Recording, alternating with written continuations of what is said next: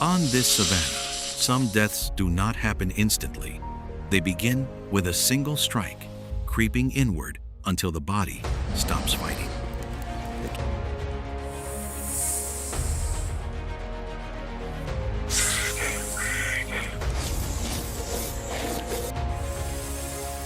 But what is truly dangerous isn't how it kills its prey, but what happens when those wielding the exact same weapon turn on each other.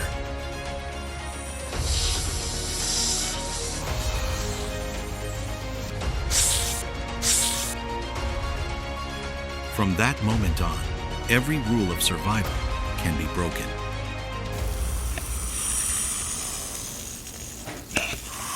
Deadly Africa, the brutal battles of the Cobra King.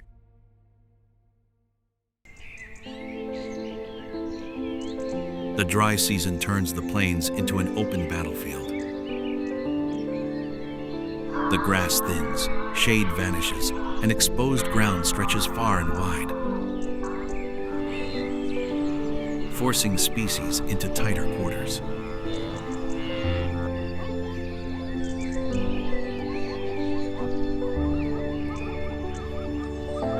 With nowhere left to hide,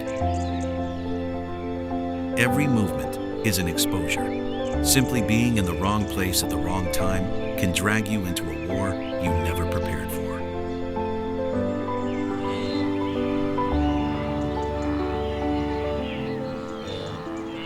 In a world like this, survival is no longer a choice, it is a reflex.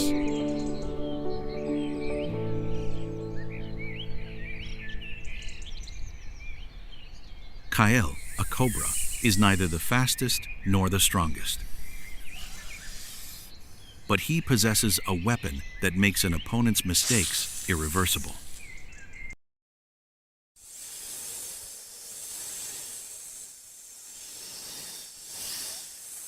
A small rodent leaves its burrow to forage.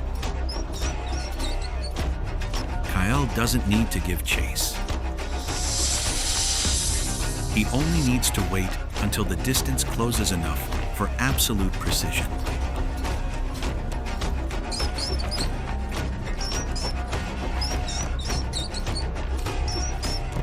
The moment the strike lands, the prey bolts. Yet Kael stays put. To him, the hunt ended the split second his fangs connected.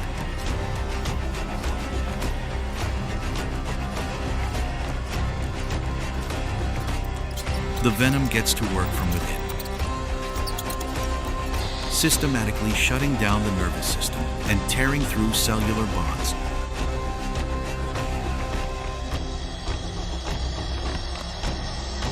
Until motor skills fail, every desperate stride from the fleeing prey becomes an exercise in futility.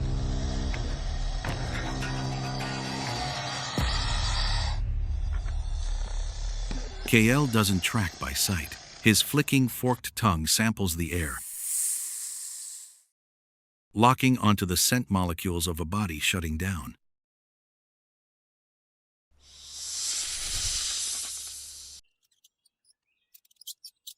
In this wasteland, the prey's fate was sealed from the very first bite.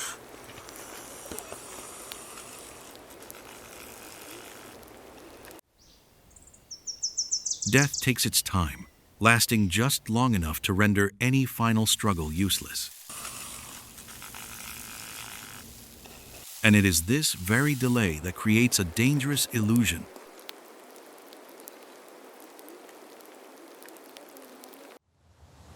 The belief that with just one touch, every encounter will end the exact same way.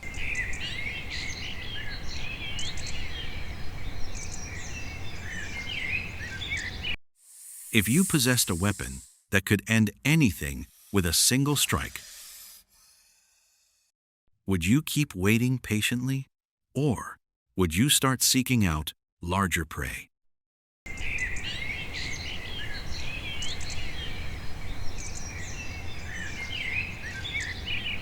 It is precisely this illusion that causes even the most seasoned survivors to make fatal mistakes.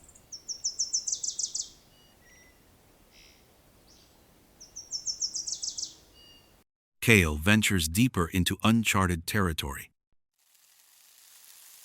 Every movement carries risk, but it also promises greater rewards for a predator convinced he has no equal.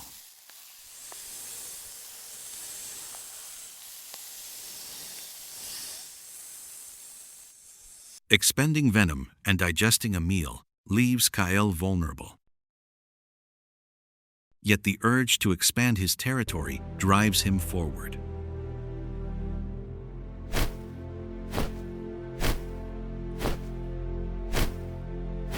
He has no idea that the predatory pheromones he left behind on the sand have already alerted the true master of this land.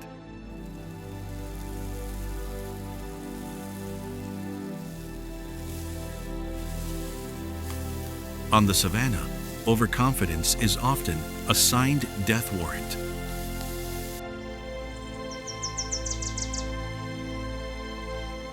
When a predator lets its guard down after a meal, it inadvertently turns itself into a prime target.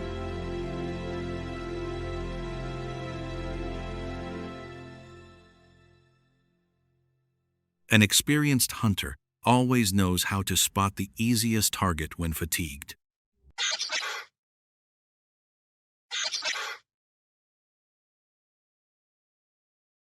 Perched on a low acacia branch, a chameleon slowly shifts its color, trying to blend into the rotting bark.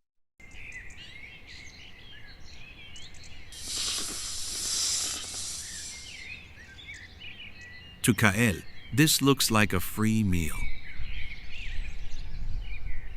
A chance to refuel without breaking a sweat.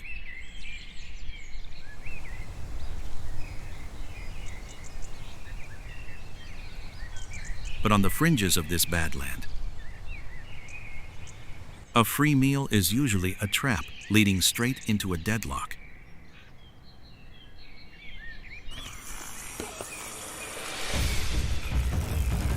Just as Kael raised his head to deliver the finishing blow,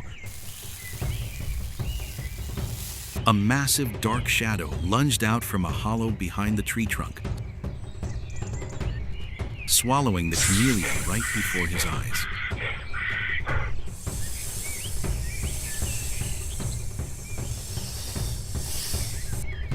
Kael wanted to claim another prey, only to realize he had just crossed paths with an adversary that could not be ignored.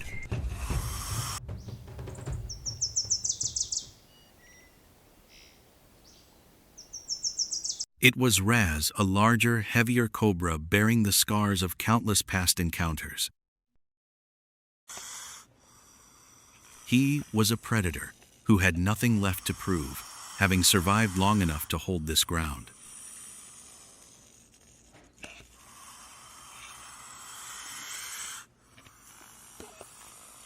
Rhaz's presence immediately suffocated the air. Kael realized his mistake. But in the world of cobras, turning your back on a dominant rival is a death sentence. He was forced to stand his ground.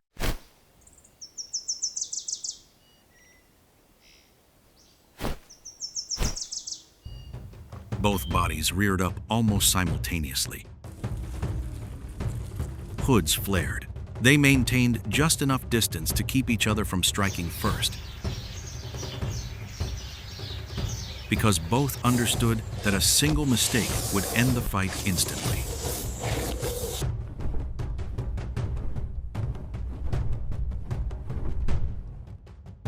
There was no clear advantage, no superior venom, only the crushing weight of a zero-tolerance playground.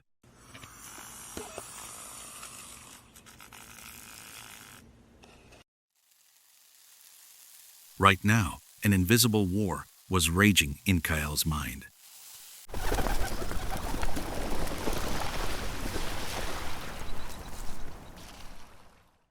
His full stomach weighed heavily on his muscles,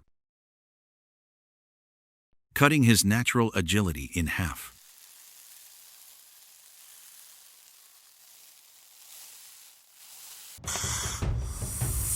He faced an overwhelming psychological pressure.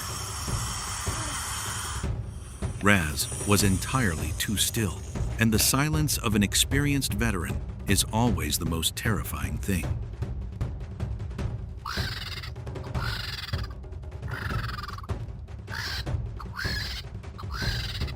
The brutality of this clash lay not in tearing flesh, but in suffocating muscular force. They intertwined, pushing, pinning, and trying to throw each other off balance. A wrestling match designed not to kill immediately, but to determine who had the right to exist here.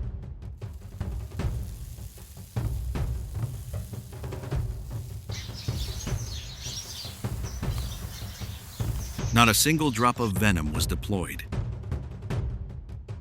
for they both knew the weapon was useless against their own kind.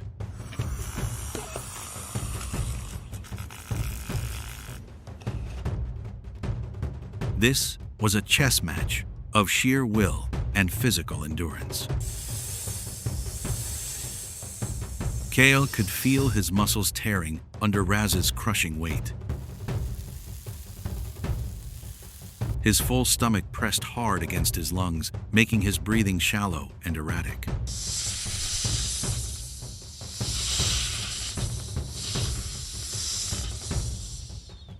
With each passing second, Kael fought the desperate urge to flee surging through his veins.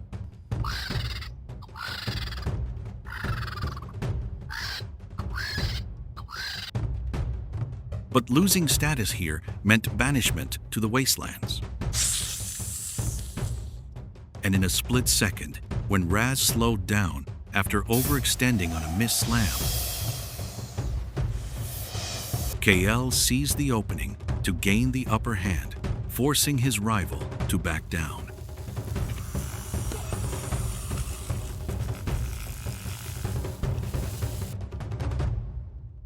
There was no bite, no death, but the outcome was clear.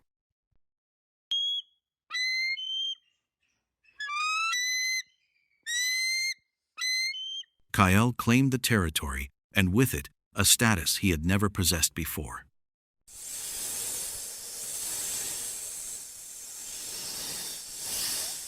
He had defended his pride, but his body was now a hollow shell, completely drained of energy.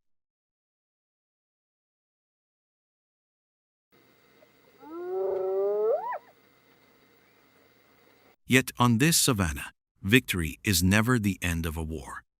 It is usually just the down payment on the price you have to pay.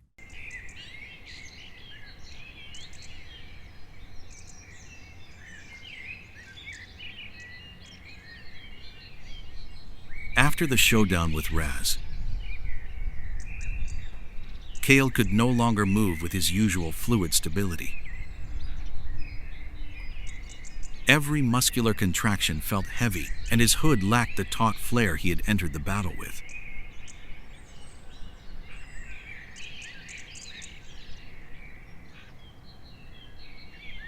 Victory had won him territory, but it hadn't replenished his energy.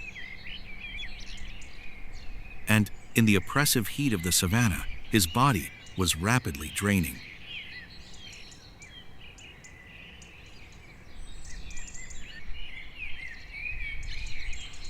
He abandoned the clearing, slithering along a low line of rocks to find shelter where a rare patch of shade could help him regain his strength.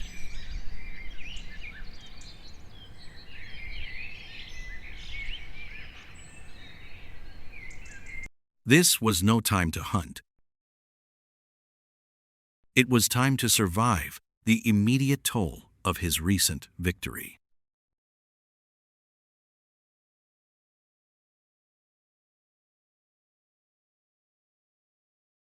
Kael coiled himself within the meager shade, his body slowly cooling down. His hunger hadn't vanished, though it had merely been delayed.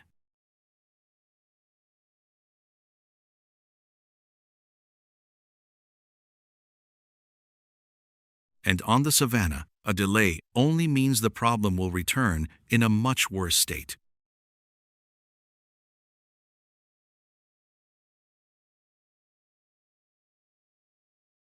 Not far away, a mob of mongooses was active around an old termite mound. Each individual handling a distinct role in their survival network.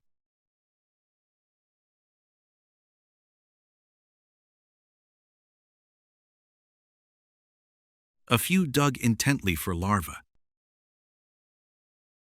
while another stood high on sentinel duty, scanning for threats from afar.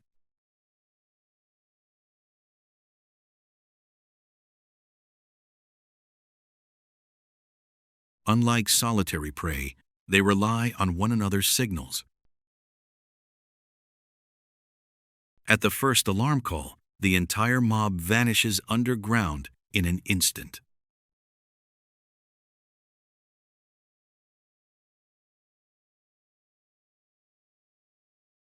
Within that system, carelessness is virtually non-existent unless something disrupts their familiar rhythm.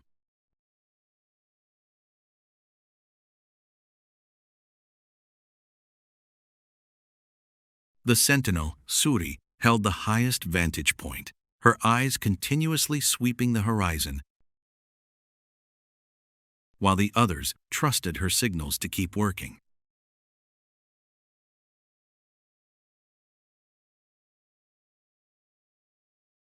That trust is what keeps them alive, but it becomes a vulnerability if the warning arrives a split second too late.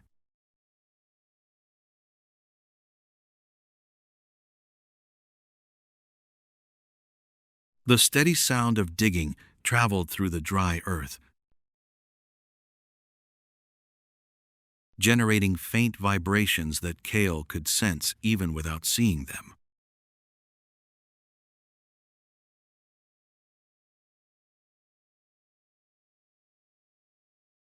The hunger snapped him fully awake, and this time he wasn't looking for prey, he was drawn toward the source of the vibrations.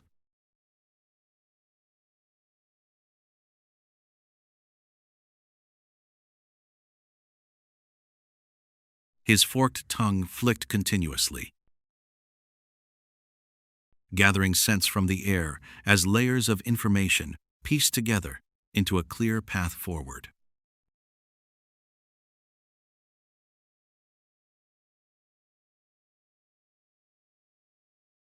Kael slithered out from his hiding place, moving slower than usual, but precisely enough to close in undetected.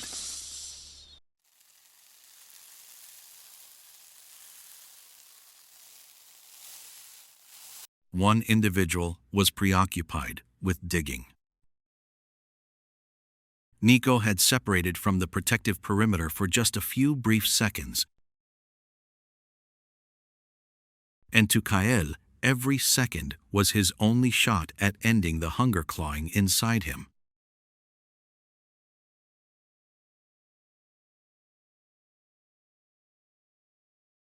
He lowered his body, coiled, and waited for his familiar strike distance.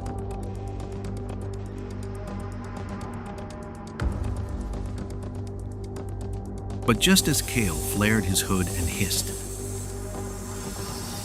Suri let out a sharp, short alarm call from above, shattering the perfect moment.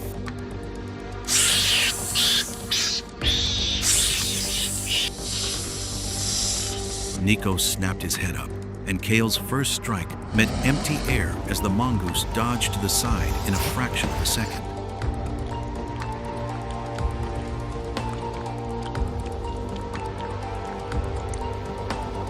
The mongoose didn't run. He took a step back and immediately pivoted, keeping just enough distance to force Kael to strike again while the rest of the mob began to fan out around him.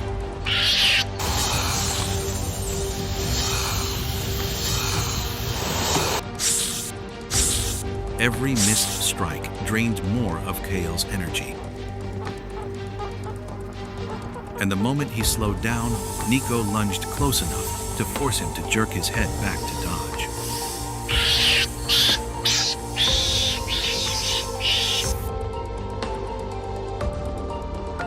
In that final close quarters exchange, Kael launched a desperate counterattack, his fangs catching the edge of Niko's head and injecting the meager amount of venom he had left.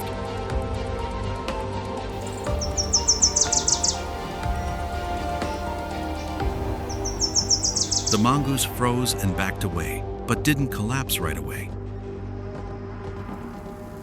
It was this uncertainty that forced Kael to retreat before the tables turned completely.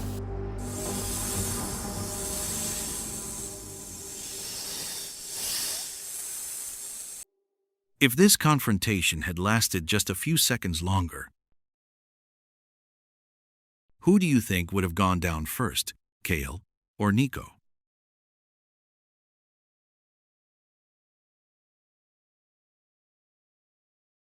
Kael didn't look back as he slithered straight into the thinner brush, where patchy cover and dry earth made every movement a gamble.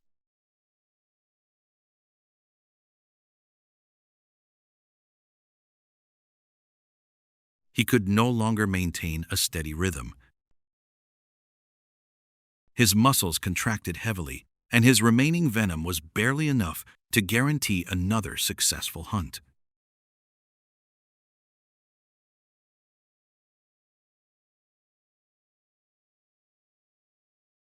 The hunger persisted, but this time he was no longer actively pursuing prey. Instead, he was forced to target smaller, safer meals just to buy a chance at survival.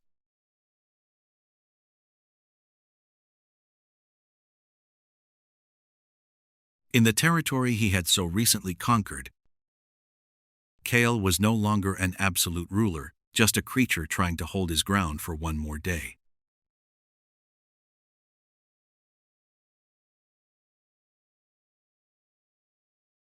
He reverted to his old hunting style, more patient,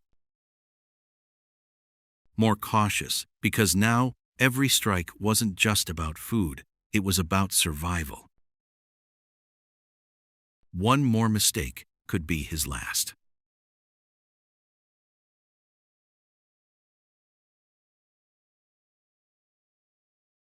On this savanna, no one holds their title forever. And even those who once stood at the top can be dragged down by a single misstep.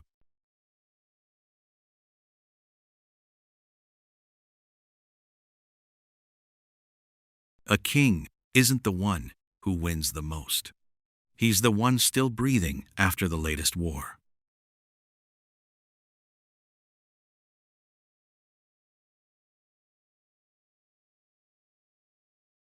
On a shrinking savanna where boundaries are fading, every victory comes with greater risk, and no one stays on top forever.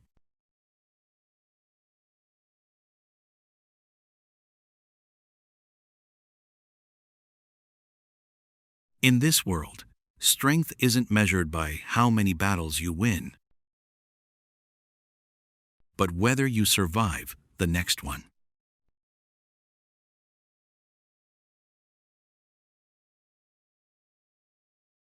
Kael's battle for survival is brutal, but it operates under a natural balance that has existed for millions of years.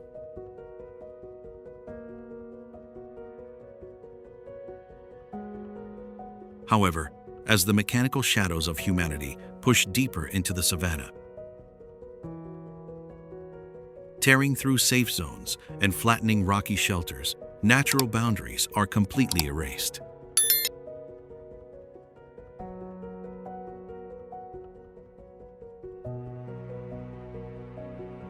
It is this harsh encroachment that is forcing proud titans like Kael into frequent,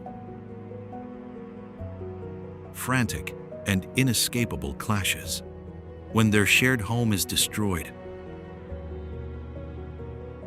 both the victors and the vanquished of the wild are ultimately just counting down their final days.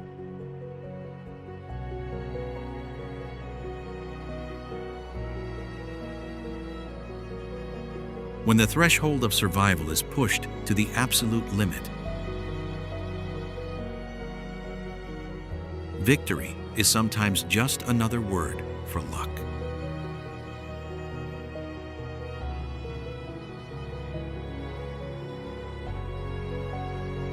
Kael survived, but his kingdom is slowly vanishing.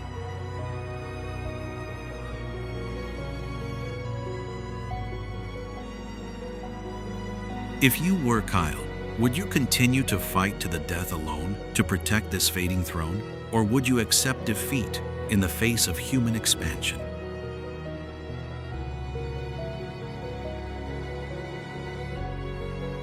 Share your thoughts in the comments below, and don't forget to subscribe so you don't miss the next chapter in the survival chronicles of the African savanna.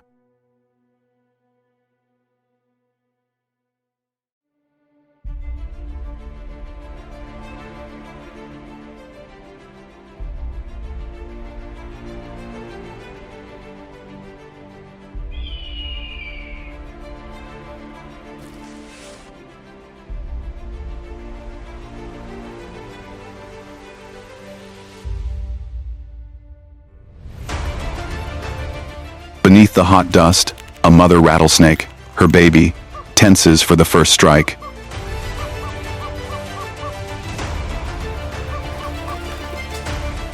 One peck could pierce her belly, one bite could change her fate.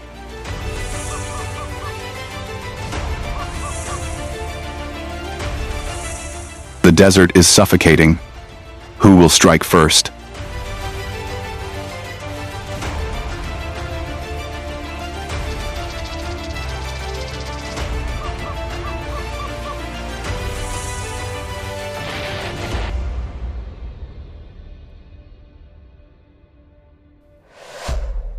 Birth in the sand hell.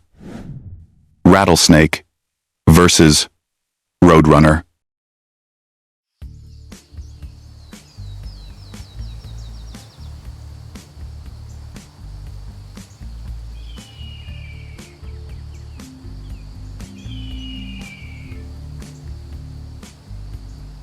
The early morning sun creeps up the cliff edge and falls on the Sonoran like a layer of liquid metal, towering over the sand.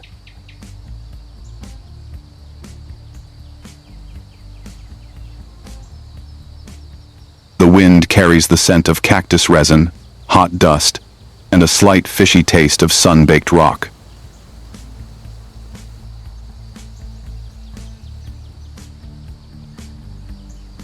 This is one of the harshest deserts in North America, where only creatures that learned its rules long ago can survive.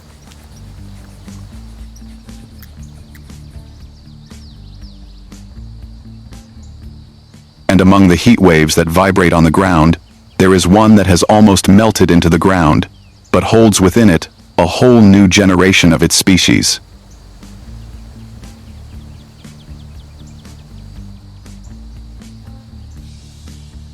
It is a female rattlesnake, an animal with one of the most effective survival strategies in the Sonoran.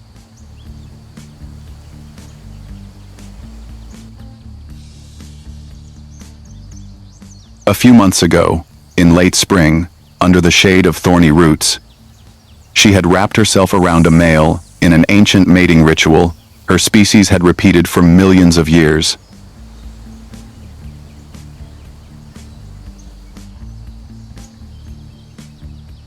After a struggle of pushing and pulling, the strongest male had the right to pass on his genes.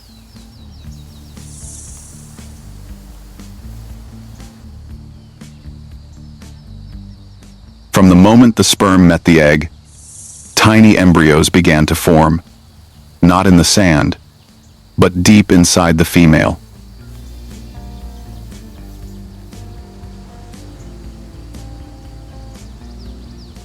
Rattlesnakes do not lay their eggs outside like many other reptiles.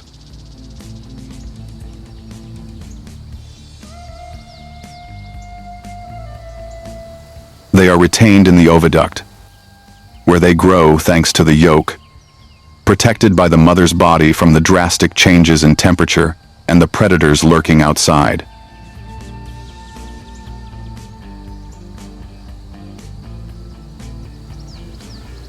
Three months passed in the silence of the desert.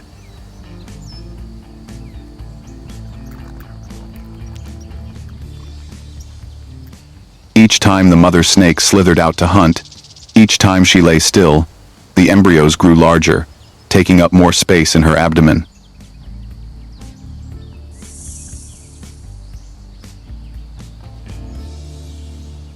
By early autumn, her body was noticeably heavier.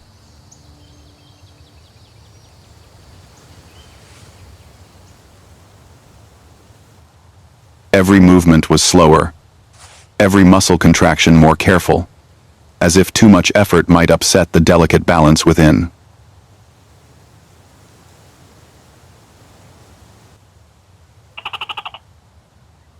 It sought a shallow hollow where the sand was not too hot, and the rocks retained the coolness of the night.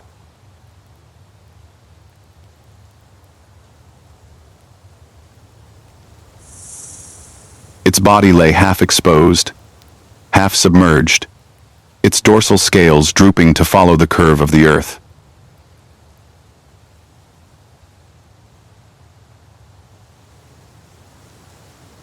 From the outside, it looked more like a dry root than a poisonous creature.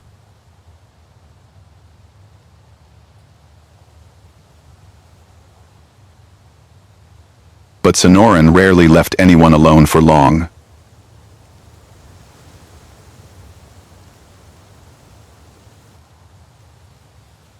A vibration as thin as a needle in sand rippled through the ground.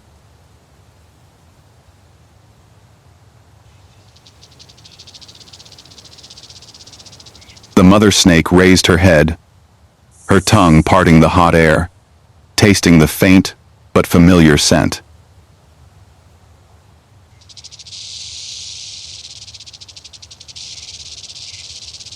Feathers, bird dust, the greedy scent of someone who always rushed forward when he felt the heat of life.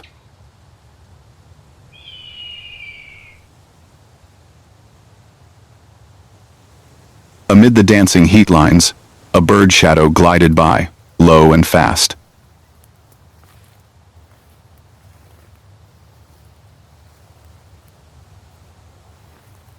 Long legs touched the ground so lightly they barely made a sound.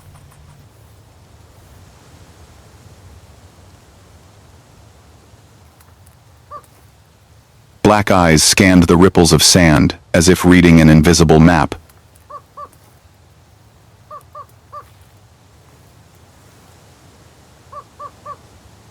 Roadrunner.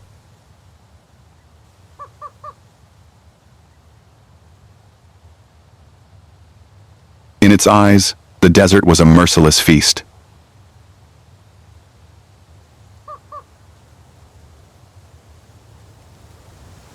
Eggs, lizards, baby snakes, mice, anything soft, nutritious, and vulnerable was a meal.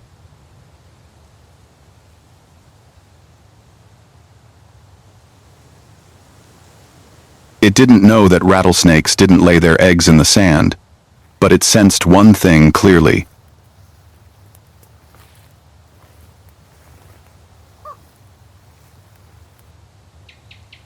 A small patch of ground that was radiating more heat than the surrounding area, signs of life gathering in the shadows of the hollow.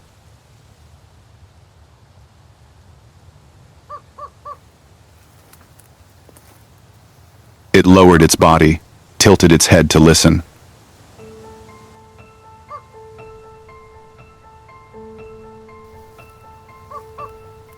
Slender footsteps traced small curves in the sand.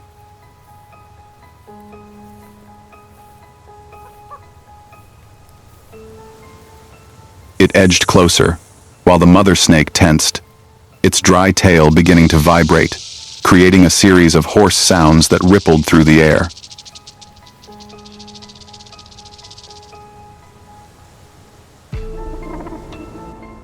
In the Sonoran, that sound was often a final warning.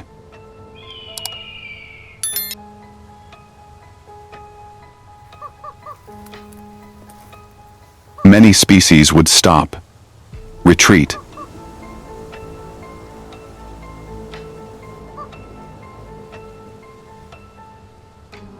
But the Roadrunner wasn't one of them.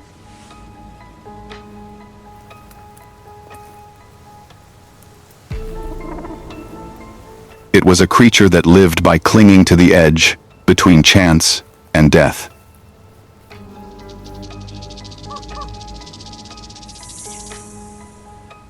The bird swooped in. The first peck landed just in front of the mother snake's swollen belly.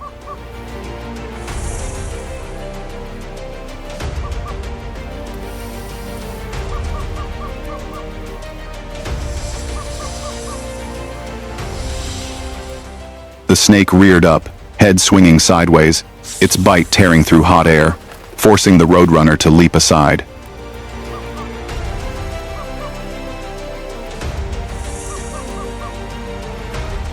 The sand rose in a thin veil. The sunlight shattered into dazzling fragments. Roadrunner landed, not running away.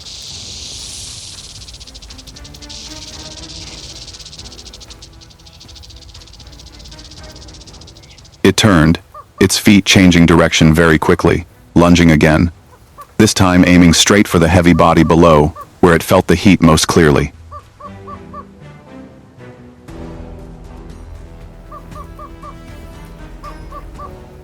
If it pecked, it could knock the snake out of position, exposing itself for a moment.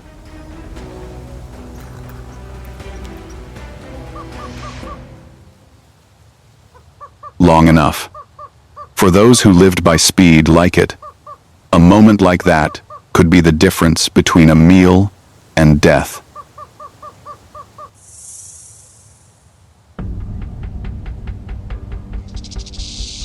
The mother snake understood that.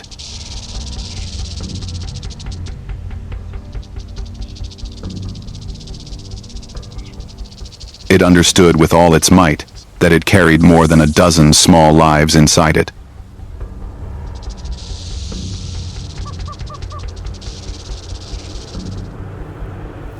It no longer had the strength to rush into a long fight.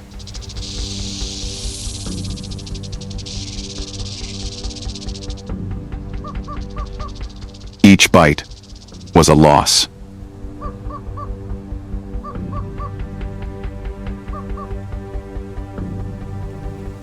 Each swing of its body meant that the babies in its belly were pushed away.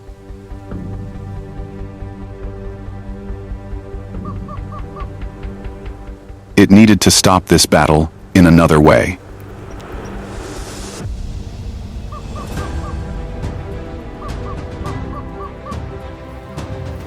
When the roadrunner lunged a third time, its beak aimed at the flank, the mother snake dragged a layer of sand over the surface of the hole, then slithered back quickly into a deeper crevice in the rock.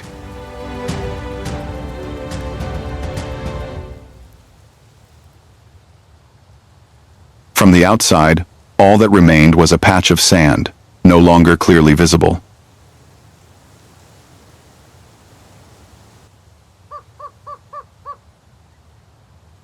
Roadrunner thought it was retreating. Instinct urged it to chase.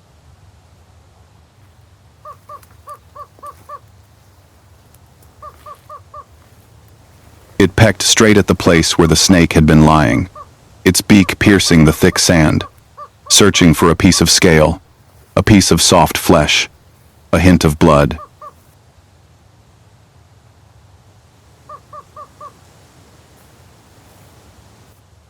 But all it encountered was hot earth.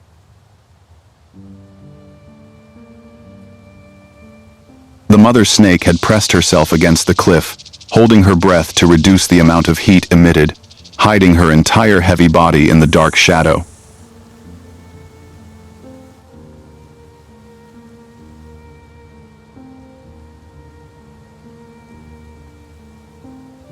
Her scent mixed with the scent of the rock.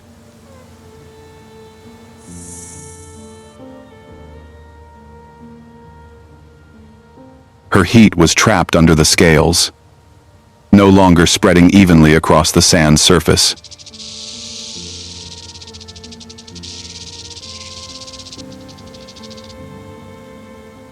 Roadrunner pecked a few more times, each time in vain.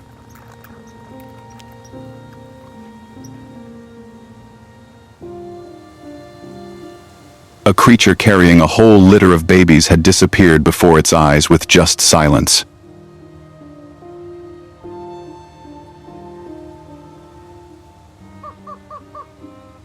The bird let out a short, sharp cry.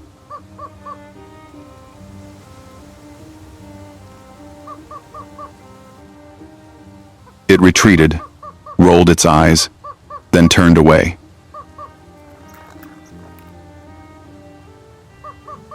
Its feet swept up in the sand, its shadow gliding across the desert floor and fading among the creosote bushes.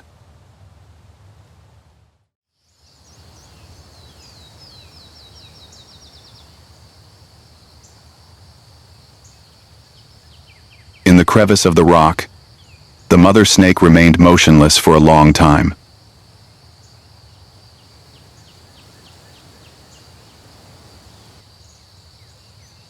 The pain from the pecks across her body made her muscles twitch, but most importantly, the movements inside her belly were still there.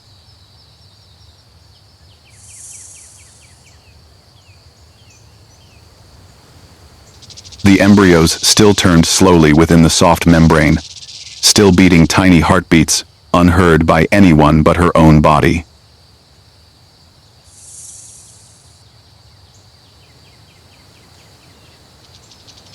She had kept her brood, but the price was evident in every breath.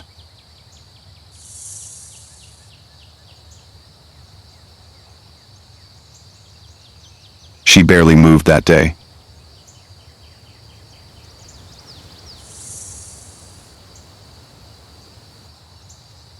The sun rose and drifted west, casting long shadows of the saguaro across the burning sand.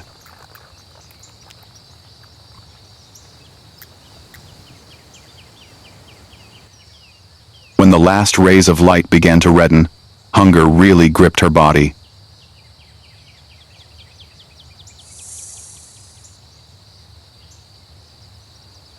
She had been pregnant for months, using most of her energy to feed her growing babies.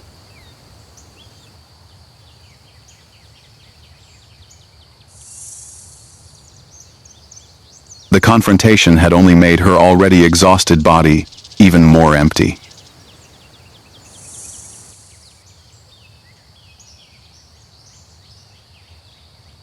There was nothing left in her stomach but a heavy fatigue.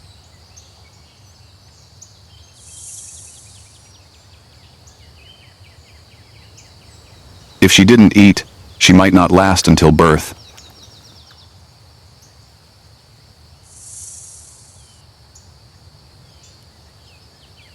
And if she fell before the babies were fully formed, everything she had risked her life to protect would disappear with her.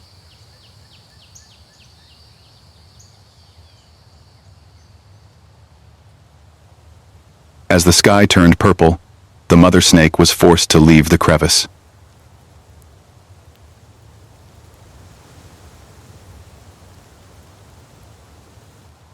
She crawled slowly across the sand, each movement measured as if each muscle contraction was a loan to her body.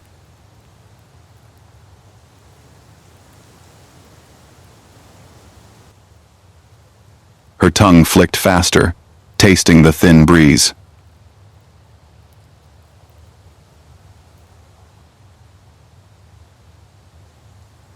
Between the smells of dust, stone, cactus, finally another scent entered her mouth.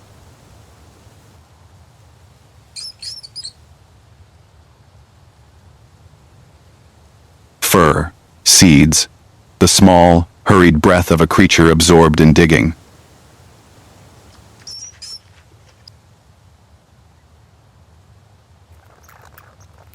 A kangaroo rat.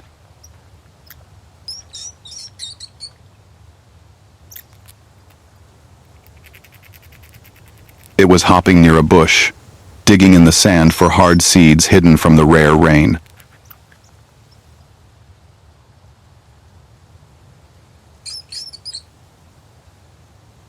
Last night, it had escaped a fox's fangs.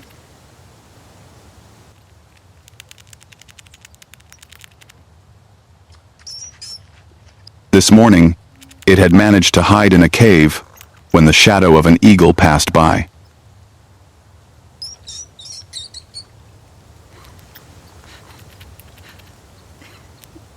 Now, in the softer afternoon light, it thought it was safe.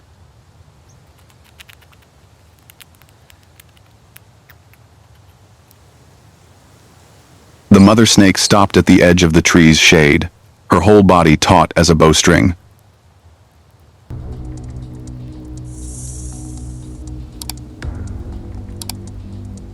She kept her head low, her eyes fixed on her target.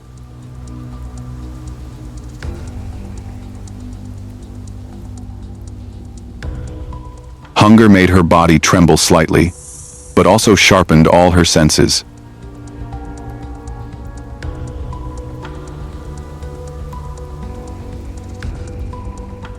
It clearly felt every little step of the mouse on the sand, every time the tiny chest heaved with its breath.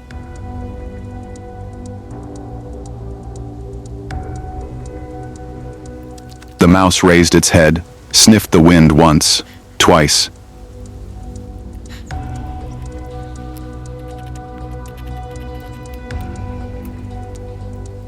Not smelling any strange smell, it bent down deeper.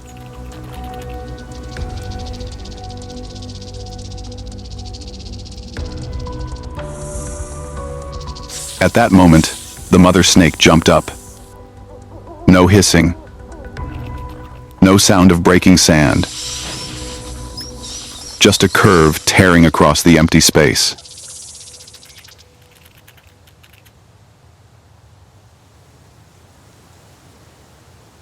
Two long fangs dug into the most vulnerable spot on the soft neck, right behind the head.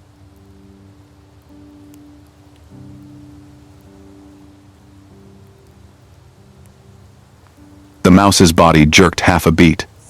Then the poison spread quickly, like fire flowing through a sand tube. Its whole body went limp, its legs contracted.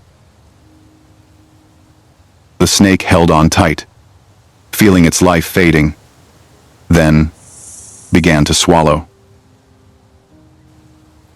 The warm flesh slid down her throat, into her stomach, spreading throughout her body.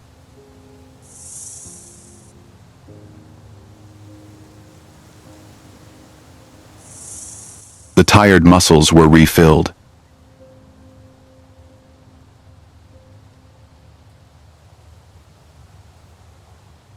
The babies curled up inside her also enjoyed the new heat.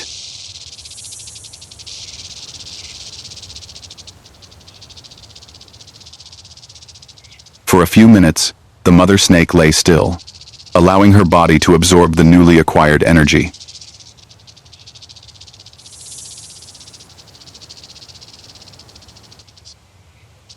Her tail quivered slightly, not to threaten anyone, but as a rare moment of relief for a species that thrives on silence.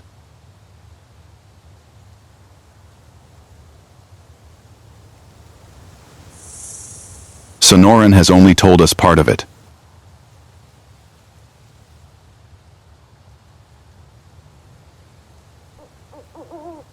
There are others out there, beginning their own journeys.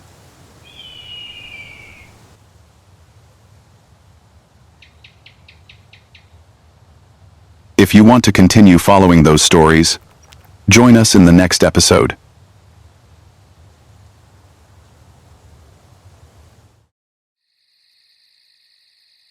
As darkness fell over Sonoran, the mother snake returned to her shelter.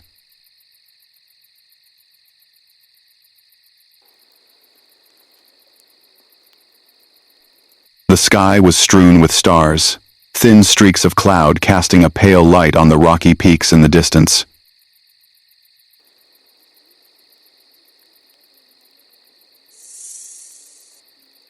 She slowed down, feeling the sand beneath her belly begin to cool.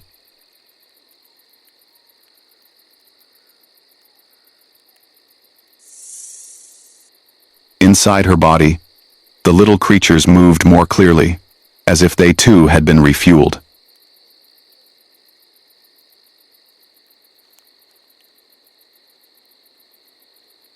That night, the first contractions came.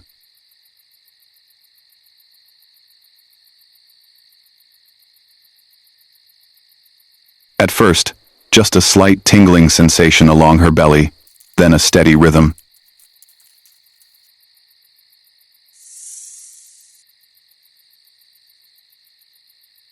She crawled deeper into the hole, finding a soft, sheltered spot in the sand.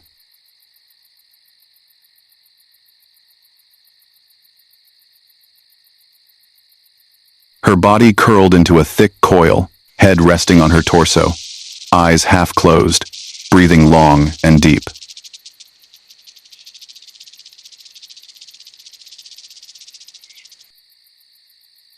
Underneath the scales, a new generation was preparing to be born. No white eggs bursting on the sand. No brittle shells for the babies to crush from within. One by one, they emerged from their mother's wet belly, shiny, thin, but complete.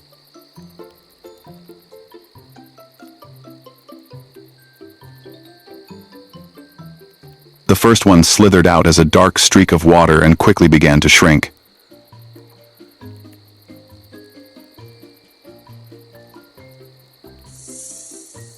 She was much smaller than her mother's huge body, but she had eyes, tongue, scales, fangs, everything she needed to survive in the Sonoran.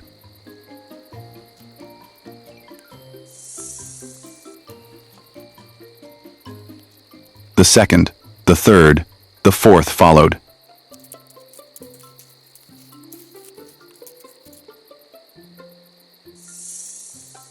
In the dim light of the desert night, the whole hole seemed to be moving with tiny wires crawling for warmth.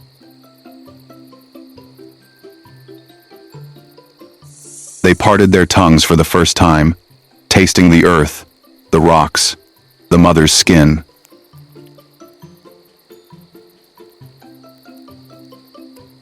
Instinct made them not cry out, not seek out the herd, but seek the warmest place, the mother snake's belly, where the heat from the labor contractions had just ended.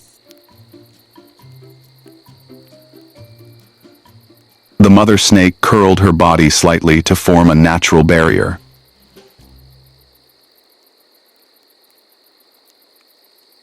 Even though these babies were strong enough to be independent at birth, she stayed, wrapping her body around them throughout the first days. In the reptile world, it was rare for a mother to stay with her young, shielding them from wind and predators. But for the Sonoran rattlesnakes, it was the only way to ensure that many of these little lives had a chance to survive the most fragile hours. The night passed in silence. The wind blew through the mouth of the hole, carrying the smell of cold night and dry dust. But inside the mother snake's body, the babies lay close together, breathing small, steady breaths. In the morning, as the first rays of sunlight crept over the edge of the hole, they began to lift their heads, their tiny black eyes widening, their tongues parting to catch the scent of the hot wind that was coming. The first day, they only dared to crawl a few inches, then return to their mother's belly. One ventured closer to the outside, where the light was stronger, the sand hotter. For that short week, the mother snake was both a wall, a shade, and a lesson in life.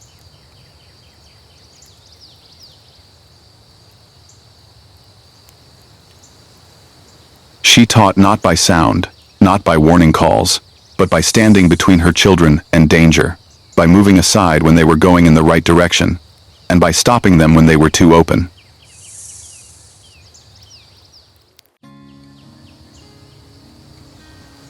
Then, one morning, when the sun was still low and the saguaro's shadow stretched across the sand, the movements in the hole changed.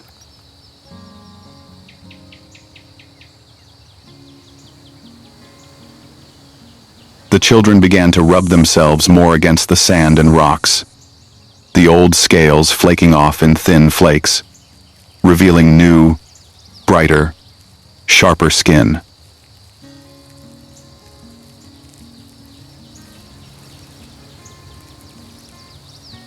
The first molt had arrived, a milestone from which they no longer needed their mother.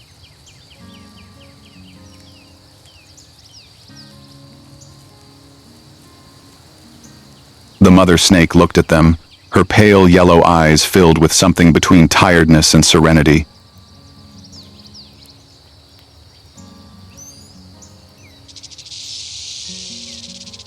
She knew her time with them was over.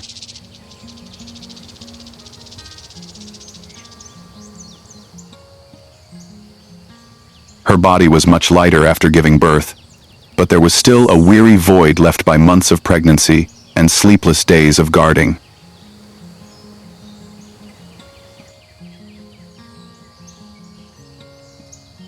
The day the wind changed direction, carrying the scent of rocks from the distant mountains, she left the den.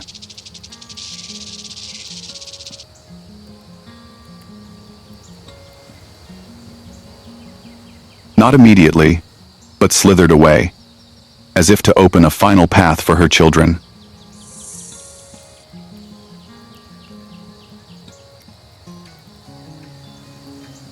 The little ones watched, their tongues parting the air, measuring the vast world that was opening out there.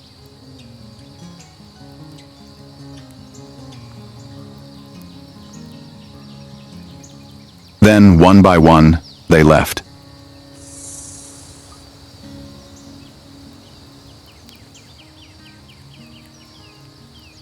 No calls, no farewells.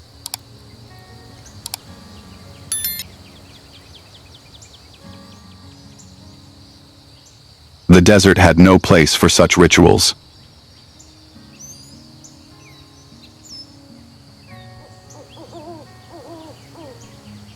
Only instinct quietly pulled each creature toward its own destiny.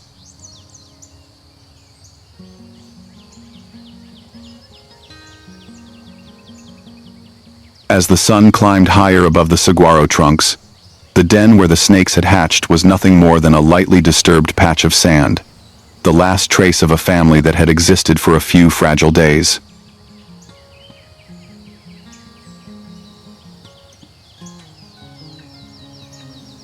The mother snake had slithered further away, her body melting back into the ground like an old shadow, only the sound of her tail echoing somewhere in the heat as a reminder that the Sonoran was still full of those who silently carried both death and life within them.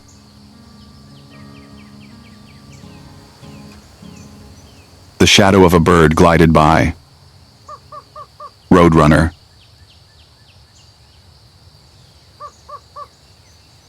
It didn't know that the last time it had come close to touching a brood of unborn babies.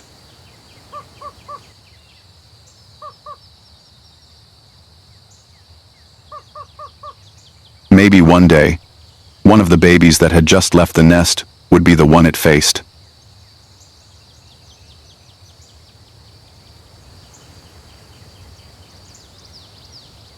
Sonoran kept repeating its cycle of survival. Only the characters changed. And somewhere under the scorching sand, a small baby snake lay still, tongue out, smelling for the first time, very clearly, the smell of dust, the smell of stone, the smell of hot wind, and the very faint metallic scent of its own kind.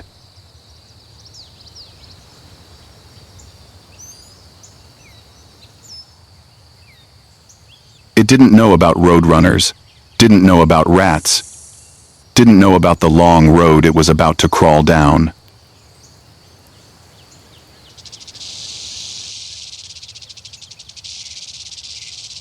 It only knew that the ground was shaking gently under its belly, and instinct told it, wait for the right moment.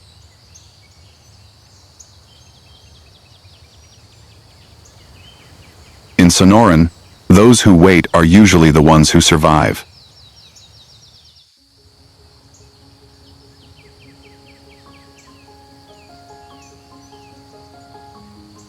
As the sun retreated from Sonoran, the baby snakes dispersed into the shadows of the rocks, and the mother snake slithered away like a silent shadow back to the desert.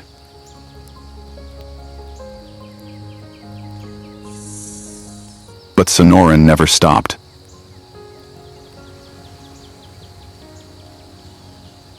On the far edge of the sand, another creature is also entering its first moment of survival.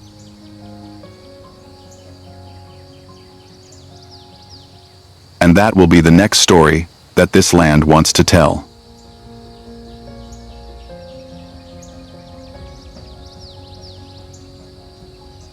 Don't forget to subscribe to the channel and turn on the notification bell to accompany us on the next journey.